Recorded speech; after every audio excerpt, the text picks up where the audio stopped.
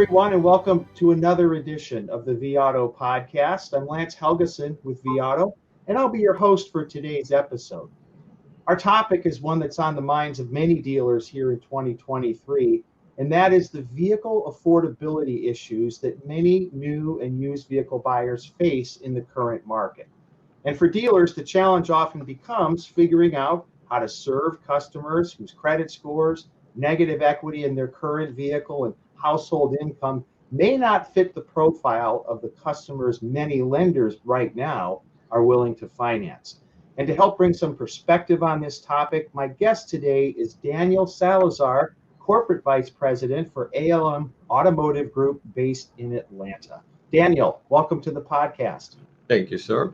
To get started, Daniel, could you give us a little background on how you got in the car business? I noticed on LinkedIn you had a kind of a database sort of background, and then moved into the car business. So curious to hear about your career trajectory, a little bit about ALM, and then we can talk about affordability.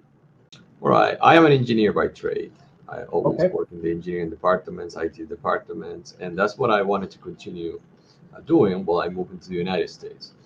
Unfortunately, I couldn't secure what you would like to call an H-1 visa, and I still wanted to come here. So I decided to come as an investor. Car business is something that I did on a side note. I buy a car and I sell it. So it made sense that I would do it here in the United States. So I started a business here in the United States in about late of 2007. It was called Georgia Best Motors. Then the financial crisis hit. That was interesting.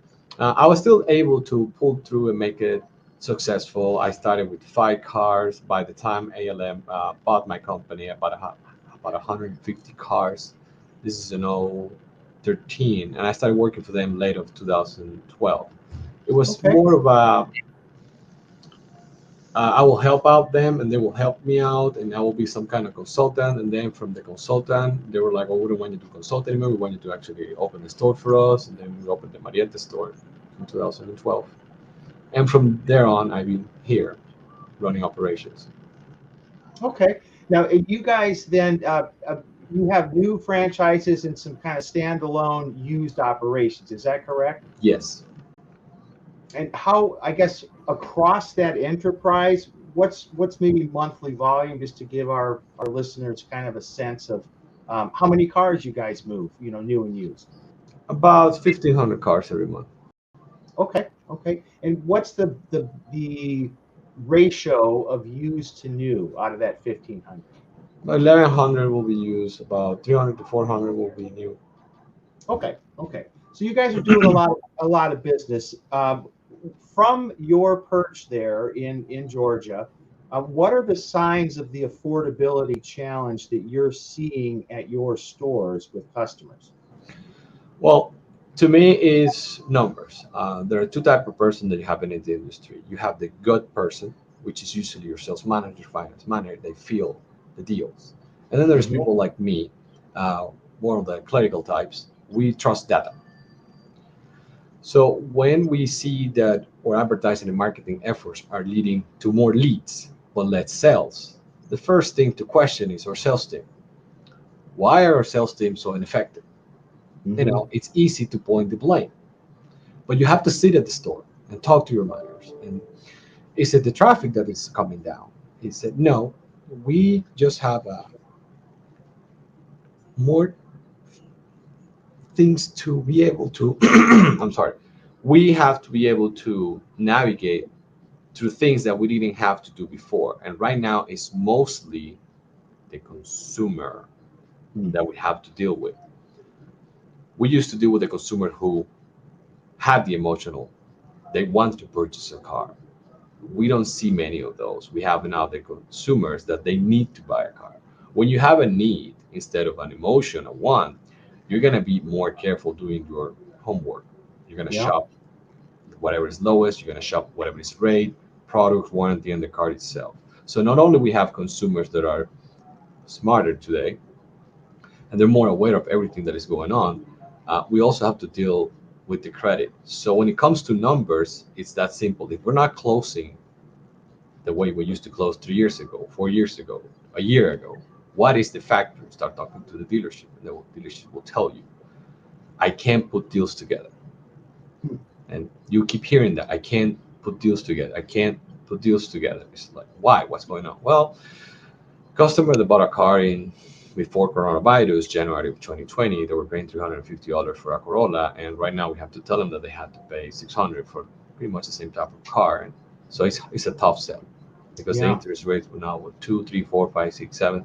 They keep climbing. So that's the biggest thing that we heard. So from a standpoint, I have to make more output. I cannot sit here and tell the sales director, your job, you need to do better. You guys need to sell more cars with what I'm giving you. No, we decided, okay, we need to bring more opportunities to the dealers. So even if we're closing less, we can still maintain that volume. Hmm. So how? So it is that. So does that mean that you guys are maybe taking less in profit to make these deals, or is it the type of car you're stocking, or how does that? How are you meeting the customer so you can keep the volume? Except for 2021, there was an anomaly. I will have to say profits per car remain the same, Okay.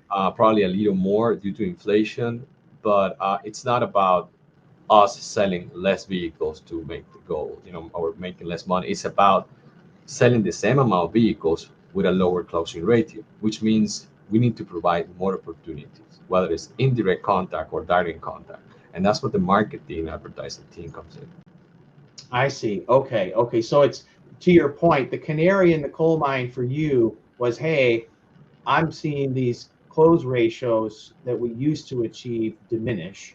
I Yes, need I need to bring in more opportunities at the top of that funnel from yes. the marketing inside. Okay, okay. The funnel is always the same. SRPs Hmm. starts at SRPs. If your SRPs are bad, I mean consumers are not looking to what we have. So we have to do changes in our inventory acquisition. I Hmm. wouldn't have to say that's the case today. Then we have into the second funnel will be your vehicle display pages. Do we have a low display page radio? We don't have the right price. No, that's not the issue either. We have very healthy BDP radio. Then after you get that, you're gonna get a direct lead or an indirect lead. Okay, how many people are calling to the stores? I will call it out direct. Indirect, I will call a lead. Somebody went, find us online, and send a lead. Are the indirect leads and leads decreasing? No. As a matter of fact, August was a record month on leads for 2023, Hmm. surpassing 2022 and 2021. So Okay. it's not that we're not getting phone calls, we're not getting emails, we're not getting people to talk to. The issue is always the opportunity to close it are becoming harder. So our strategy was simpler. Let's make a better job to increase the direct and indirect contacts. So you have to do campaigns, advertising and branding, to increase that exposure of the brand, to increase our target, so they can close more. Hmm. Well, let's unpack that a little bit, Daniel. And I know as we were getting ready for the podcast that we don't necessarily want to get into the nitty gritty of the advertising side of what you talked about, but how about the branding side? What kinds of things are you doing there? Maybe from a strategy perspective, what are you trying to achieve? Peace of mind is a number one issue when you are strapped of cash.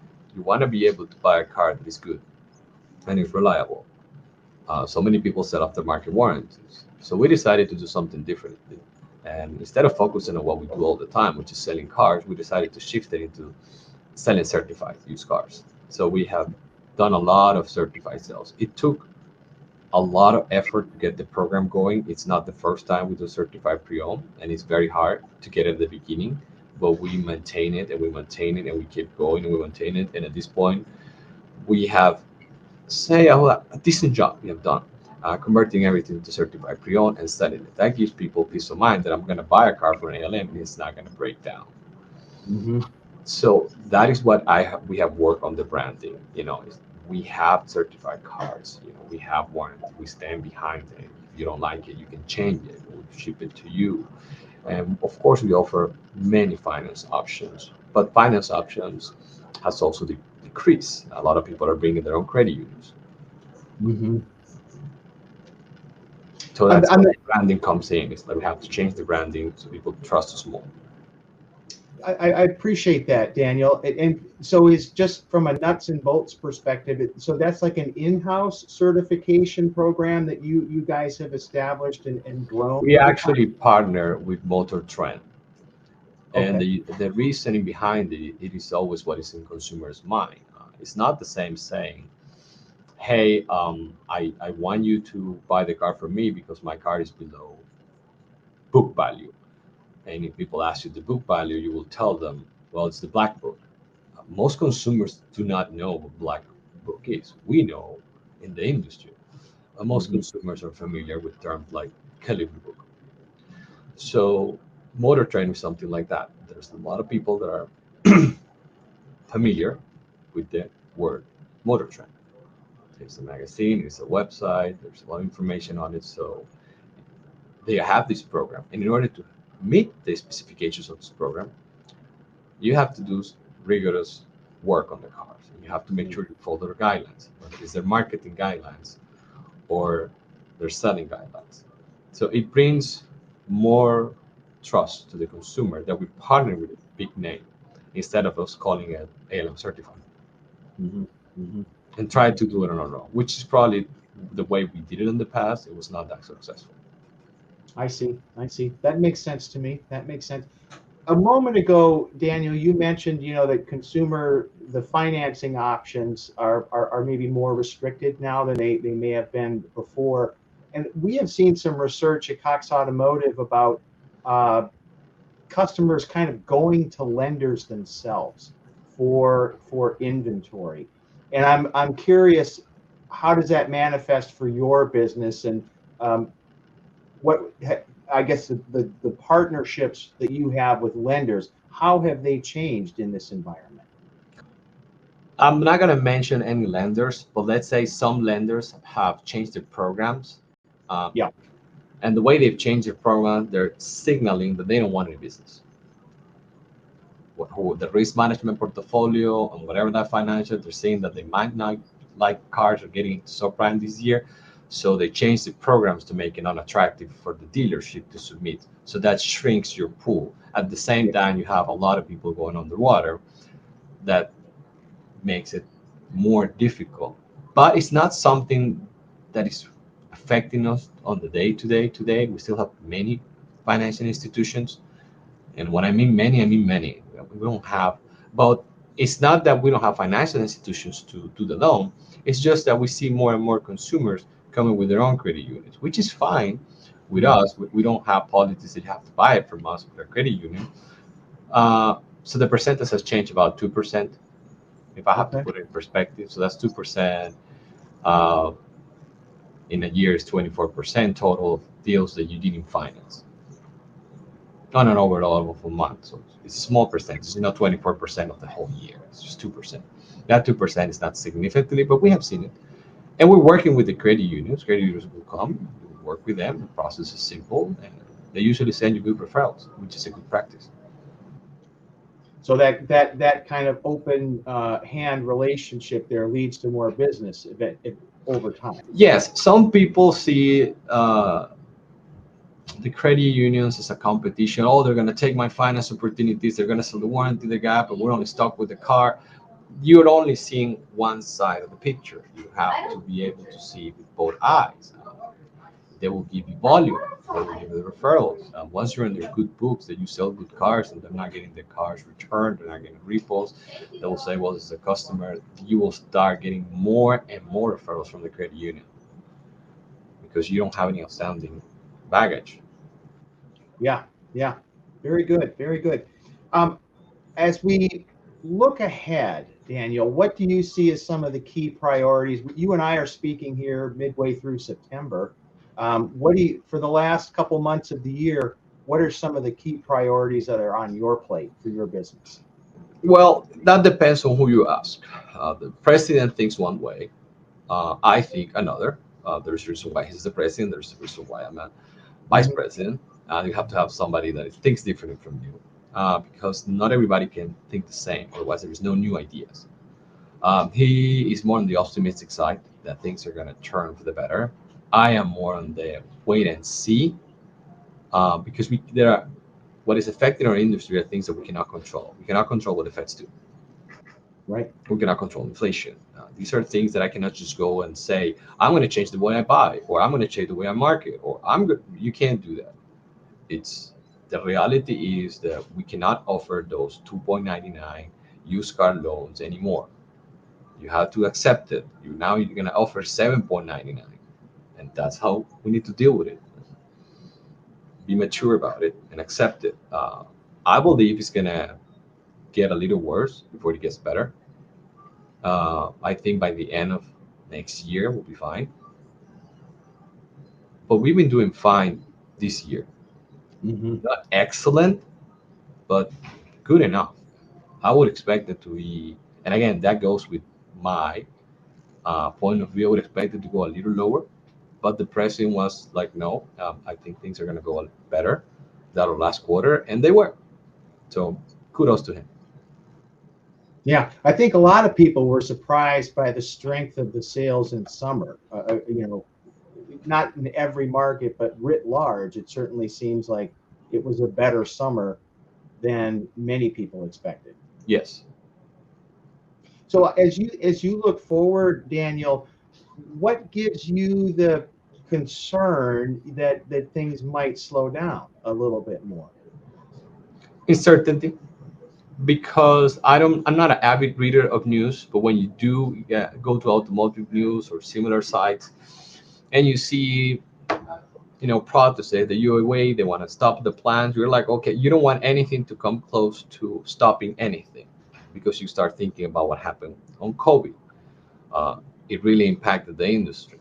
Yeah. You can talk about the chips, you can talk about the supply, you can talk about the regardless of what we talk about, it created an impact. So a lot of the news is 50-50. Well, if this happens, it will affect the industry, yes or no? Yes, so you have a 50% chance that the industry will get affected again. Now, if it doesn't happen, well, we capitalize as much as we can by doing what we're doing, which is getting more leads and not going into a negative state, going into everything's going to be fine. That's where leadership comes in. Understood. Well, Daniel, thanks for taking time for the podcast today. It's been a pleasure to talk with you. No, thank you for the invitation. It's always great to talk. Indeed. And folks, thank you all for listening in to this episode of the vAuto podcast. Until next time, stay well.